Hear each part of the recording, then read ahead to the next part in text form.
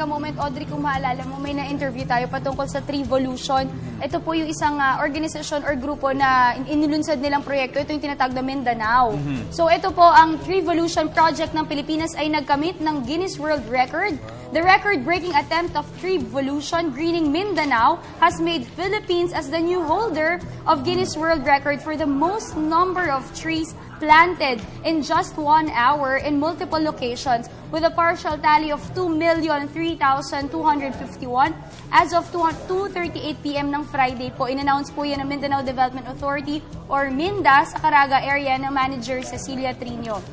Ito po ay actually, natalo po natin yung ginawa ng India. Actually, ito sa gusto natin makamit na matalo natin yung record ng India. Ito po, na-beat natin ang record nila na meron po silang na-plant na trees na 1,945,535 trees. Pero, syempre, hindi ito yung pinaka-purpose or yung objective ng Treevolution. Ito po ay actually matugunan yung problema na nararanasan ngayon ng itong ang climate change. So, gumagawa tayo ng different ways or mga solutions on how to mitigate climate change. Upon knowing the result of breaking the record of India's Guinness World Record, Department of Environment and Natural Resources or DNR Caraga Regional Director Nonito Tamayo congratulated and thanked the partner agencies, local government units, technical working group participants, and the community as a whole. Nang nalaman nga raw po ni MINDA Secretary Luwalhati Antonio na halos lahat daw na nag-volunteer ay mga kabataan o yung mga youth, tuwang-tuwa daw siya and express niya yung gratitude niya sa kanilang lahat dahil as early as etong age pa lang nila, tumutulong na sila or nagiging aware na sila dun sa nangyayari talaga sa ating bansa. And ito po, with more trees still being counted, MINDA's Treevolution website update as of 10:23 po ng September 26 that na-reveal na po nila na meron na po tayong na-plant na trees na 3,373,762. So, parami pa po ng parami. So, medyo lumalayo na rin tayo dun sa record ng India. So, talagang na-beat na natin sila. At hindi lang yan, unti-unti na rin natin na-beat yung climate change. Pero alam mo, sana, Diana, kagaya nga nung sinabi ni Ma'am nung in-interview natin, kasi hindi naman lahat nabubuhay kapag itinanim, ano? Sana lang ma-maintain, magtuloy-tuloy, at saka hindi lang ito para sa ma-break yung record, ano? Yeah. Kailangan yearly mga kababayan natin tayo Plan na bilang nila ito na gawing annual event. Not only that, pinupush din nila na sana maging inspiration yung ginawa ng Mindanao na i-promote ito sa lahat. Hindi lang sa kanila, kundi sa buong Pilipinas na gawin din itong annual project. Okay, sa bawat tahanan, di ba? So kung mayroon kang bakuran, maging inspiration sa inyo yung ginawang proyektong ito. Hindi, tsaka talamak na rin talaga yung problema ng climate change na hindi siya dapat i-menos. Major problem na rin ito. Okay. Kaya naman, mula sa may usapang climate change, pag-usapan naman natin ng sports. Dahil sa ating sports balita, sa Wednesday, ang iyong Lasal lalaban sa FEU. At ito na nga yung do or die sa 4 na teams. NU Bulldogs laban sa Ateneo Blue Eagles, FEU laban sa Lasal. So, twice to beat, na-beat yung dalawang team. So, do or die. Magkakaalaman sa araw ng Wednesday. Ako, good luck. Inaabangan ng lahat yan. Bukod dyan, nung nakarang Sabado naman sa Mall of Asia Arena, nanalo ang ating kababayan na si Renan Tronco laban sa Japanese fighter. Aba, parang tsako lang, ha? Congratulations! Kay Renan Tronco, ang tinatawag nilang Little Pacquiao dahil kahalintulad ni Pacquiao ni pambansang kamao ni Pacquiao yung kanyang mga movements. Tinalo niya ang kanyang counterpart na mula sa Japan via majority decision, si Hitsuka Yamaguchi.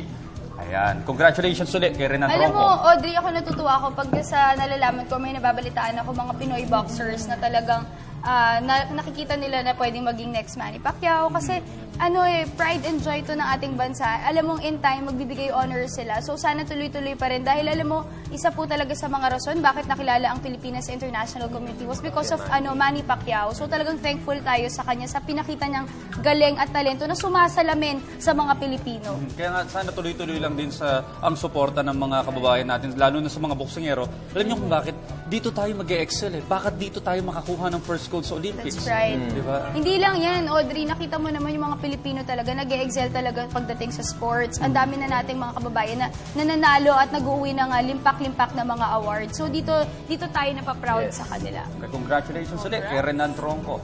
Okay, so mula sa usaping sports, bago ako punta sa Reka moment ko, ito yung wooden sticks ng Kalutang Inaabot Band. sa atin kanina. Tingnan nyo, Akala ko Okay. bamboo, hindi pala siya bamboo. Magaan siya, no? Magaan. Tsaka merong nakalagay yung, ang tawag dito, yung sa music, yung do, re, mi, Note? fa, sol, yung note. Ah, Ayun, may okay. may Ah, so, oo nga. So, doon mo itatama. so first sight, iba-ibang tono. Ganun po Tinotono siya, rin pala to. Oo, nakatono rin pala siya. No? Ito, Interesting. do, la. Talagang Actually, ngayon lang ako nakakita nito, tsaka nakahawak. resourceful talaga mga Pilipino. So anyway, yan yung gamit ng Makalutang Band. Ito naman, good news para sa nag-iisang winner, pero syempre medyo bad news sa lahat ng mga, Oo. lahat ng mga nag-bet kasi panalunan na po ang 294.6 Wow. million Wow. na Grand Ganda ng Lotto Pasko niya. jackpot. Ito yung draw nung Saturday, yung combination niya.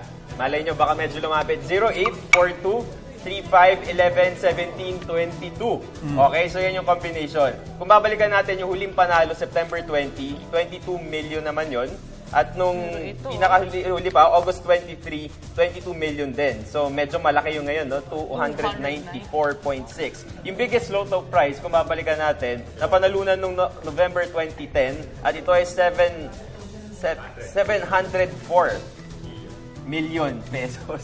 Medyo 1 billion na yun. Ang laki. Laki niya, magandang pamasko yan, ano? Hindi, pero kasi na-interview namin ni Jules, si PCSO General Manager Ferdinand Rojas II, sinabi dito na don't feel bad kung hindi ka mananalo kasi masayang-masayang makatulong kasi ang PCSO gumagawa sila ng mga entertainment games hindi lang para maaliw ang Pilipino kundi para makatulong sa ating mamamayan. So, Lalo mo sa mga may sakit. oo, diba? wag kang malungkot kung hindi ka nanalo kasi at least nakakatulong ka, doon ka na lang maging masaya. And of course, congratulations dun sa nag-iisang nanalo, di ba? Swerte. Masaya nga ang Pasko niya. Pero sana maisip niya rin na mag-charity, tumulong sa mga charitable institution. Lalo na dito, banda sa PTM.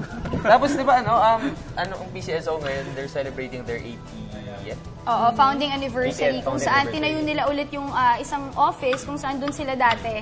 So, yung original na tinayuan ng PCSO, binalik nila ulit dati yun. So, again, congratulations. And of course, marami po sila mga bagong games na inilunsad ngayon. Yes. So, i-check na lang po natin yan kung paano tayo makakapaglaro.